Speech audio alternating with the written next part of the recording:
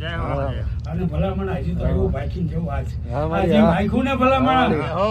હે આ તારીખ આવી ને કદાચ લખી લેજો કારણ કે ભલામણ 14/12/2020 ભાઈકું હતું ને એ આજ મેં પૂરું કર્યું અને આજ ભાગો ને આવતી 5/5/2025 માં ભલામણ 11 દીકરી તો હું કહું હું એક વિના નો કરું તો ભલામણ ડોલી વધી જાય જોકે